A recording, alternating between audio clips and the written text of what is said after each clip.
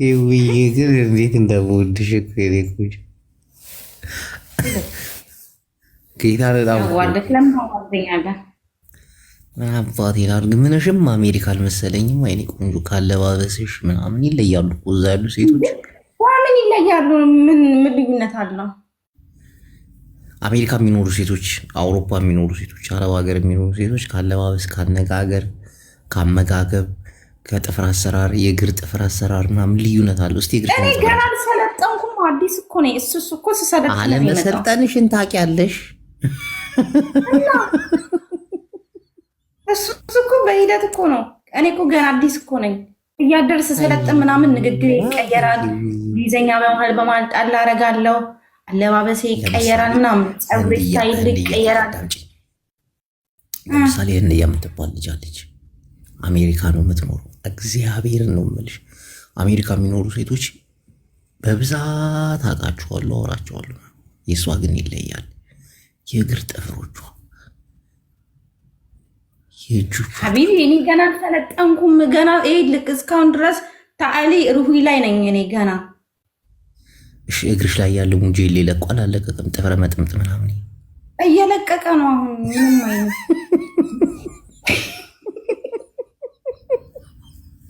ሶፊ እንዴት አሁን እንትን እያለ ነው፣ በሂደት እየለቀቀ ነው። ዝውነት ደግሞ ካለባበስ ራሱ ልዩነት አለ። አለባበስሽ ይዛል እንደዚህ አይነት ቆንጆ ቀሚስ ለብሰሽ፣ ቀሚስ ነው የለበሽው አይደለም? ሙሉ ቀሚስ ነገር ነው የለበሽው አይደለም? እና ምንድነው ቦዲ ነገር እና እንደዚህ አይነት አለባበስ ለብሰሽ ሹራብ ትደርቢበታለሽ። በእናትሽ የአረብ ሀገር እንደሆነሽ ያስታውቅ። መዳማችሁ ስታሳቃችሁ አንዳንዴ ማለት ነው እንደዚህ የሆነ ጥሩ አለባበስ ትለብሱና መዳማችሁ ብዙ ጊዜ ስለምታሳቃችሁ ቲክቶክ ይዘጋል። አይቻልም ራቁት መሆን። ራቁትሽን ነሽ እንዲህ ለብሰሻል እኮ። አይ እኔ አልወድም። በቃ እቺ የአረብ ሀገር ሱስ ነህ። ታይሽ አሜሪካ ቢሆን ግን በቃ ኖርማሊ እስከሚለቀኝ ድረስ አሁን እኮ እንትን እያልኩኝ ነው። ዛሬ ቶፕ ለብሻለሁ፣ ነገ ጃኬቱ ይወልቃል፣ ከነገ ወዲያ እያልኩኝ መቼም አታውልቂም እንችላለን። በሂደት ነው። ጃኬቱን አውልቀሽ ብብትሽ ቢታይስ እንዴ ሰው ምን ይላል? ምንድን የአበሻ ብብት እንደሆነ የታወቀ ነው። የታወቀ ነው። ምን አዲስ ነገር አለው? የአበሻ ብብት የሌሊት ወፍ ያረፈበት ነው የሚመስለው።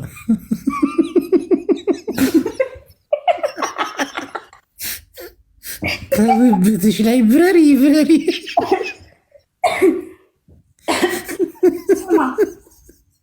ምንም አዲስ ነገር የለውም። ያው ነው። ቆንጆ እኮ ነሽ። ጌታን እንዴት አባሽ እንዳማረብሽ ዛሬ። የሆነችን ሰካራም ፈልጌ ነበር የገባሁት ድንገት አንቺን አገኘሁሽ። አዎ በእናትሽ ገብታለች። ልደበርባት አስቤ ነበር። አስገባታ እምቢ አለች። እዩዳ እንቱ ምን አይነት ሰው ነው ግን? ታዘብኩት። ሰውዬ በቃ በራሷ ነው ላይቭ የገባችው ወይስ እዩዳ ቤት? ቅድም እያዩት ነበር። እዩዳ ቤት ነው እንጂ። አዎ ቆይ ላስገባት። የስ ስሚ፣ ላጥ ብለሽ ትወጫለሽ። እሺ ጨዋታ ስጀምር። ወይኔ የት ሄደች? ቲቲዬ የት ሄደች? አንቺ ይውጣልህ አሁን። ቆይ እሷ ስትመጣ ትንሽ ሞቅ እናደርገውና ላጥ ብለሽ ትወጫለሽ። ቅንድብ ቅድም ማርቦሮ ጠፋኝ፣ ይሁን ማኛ ሰረቀኝ ስትል ነበር። ዝም ብላ ነች። አጫሽ ጠፋች። አይገርም? የሆነ ሰው ጎትቶ አስገባት ቤቱ መሰለኝ። ጠፋች። አንተ ቤት ያለው ይሄዱና ይጻፍላት። አንተ ቤት ያሉት ሳክራለች፣ አትሰማችሁም? በዚህ ስካሯ ባገኛት ግን በስማ አስበሽዋል? እስቲ ሳይ አስቢ ውስጥ እግዚአብሔር ሻቢያ ነች። የኔ ፍቅር ሻቢያ ነሽ እንዴ? ማ አንቺ ብሆንም ምንም ችግር የለውም። ሰሚ አገር ላይ የህዝብ ሽንት ቤት ታውቂያለሽ? እንዴት ነው? አንድ ሽንት ቤት ሆኖ ሰዎች በተራ ነው የሚገቡት አይደል? በወረፋ። አዎ። ወደ እኛ ሰፈር የሆኑ ሽማግሌ ነበሩ። ልንገርህ። አስጨርሽኛ መጀመሪያ ነኝ። እሺ፣ ወደ አረብ ሀገር ስትመጪ ደግሞ እንደ ቤት ነገር ሆኖ የወንድም የሴትም ለየብቻውን ስትገቢ 4-5 ሽንት ቤት አለ አይደል? አንድ ላይ። ከዛ ሽንት ቤቱ እንደገባሽ አንድ መብራት ነው ያለውና ጣራው ምናምን አንድ ነው። እዛ ጋር የሚፈሳው ይሰማሻል ምናምን። እንደዚህ አጋጥሞሽ ያውቃል? እስቲ እግዚአብሔርም በእውነት ቃል ገባሽ? ምን ያ እንዴት እንደማስረዳሽ አላውቅም። እንዴት ማለት? ሽንት ቤት አለ፣ ከዛ ይሁን እንዳለ ሴት አለ። አዎ፣ ከዛ 4-5 ሽንት ቤቶች አንድ እንትን ውስጥ አንድ ቤት ውስጥ ማለት ነው። እዛ የሚፈሳው ፈስ አንቺን እዚህ ታዳምጫለሽ። አንቺ ስትፈሽ ደግሞ ያኛ ያዳምጥሻል። እንዲህ ፈስ የምትቀባበይበት ነገር የለም።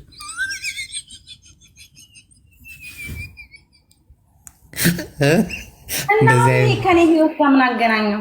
እኔማ የሆነ ነገር ልነግርሽ ነበር ዛሬ። እንደዚህ አይነት ሽንት ቤት ሂጅ።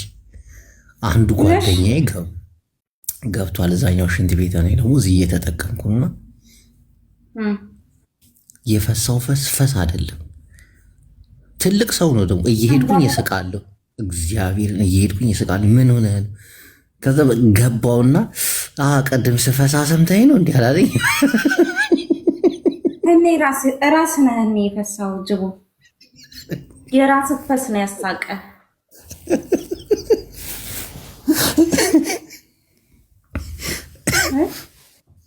የራስ ለማሽኛው ምን አይነት ስራ ነው? ራሱን ይላል ጌታ። ሰው ፊት ፈስተሽ አታውቂም ብላንች? ሰው ፊት ፈስተሽ አታውቂም? ኧረ አንዛርጠው ጌታ ከመጣብኝ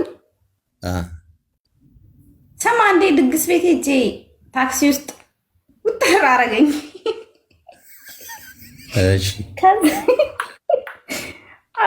አምቄ ከዛ ከታክሲው ልወርድ ዝቅ ስል ዘረጥረት አርጋላ አላመለጠኝ መሰለ።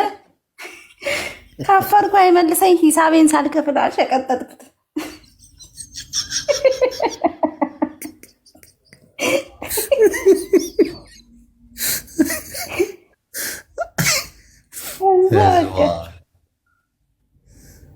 አስበዋል። የሴት ልጅ ፈስ እኮ ደግሞ ገራሚ እኮ ግን ሽታ የለውም። ለምንድን ነው? ምን አሽትተዋል? እንዴት ነው ገራሚ ነው ማለት? እንዲህ ያውን ሴት ልጅ አጠገቢ እንደዚህ ብዙ ጊዜ ያጋጥመኛል። ሴቶች ሲፈሱ ምናምን ያጋጥመኛል።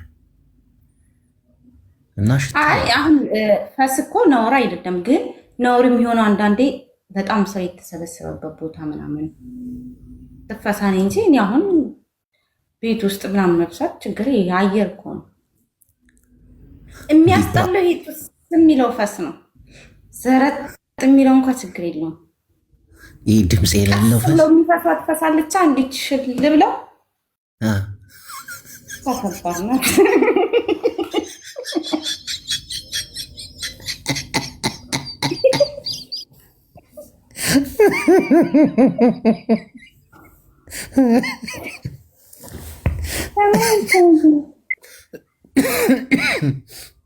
ብዙ ጊዜ አጋጥማሻለች ማለት ነው እሷ ፈስ? አዎ እንዴ ውይ እኔ ፍቅር ስላገኘሁሽ ግን ደስ ብሎኛል። እሺ መትክት ብናት። እሺ እኔ ቆንጆ እወድሻለሁ። ታማሪ ባይ እኔ ቆንጆ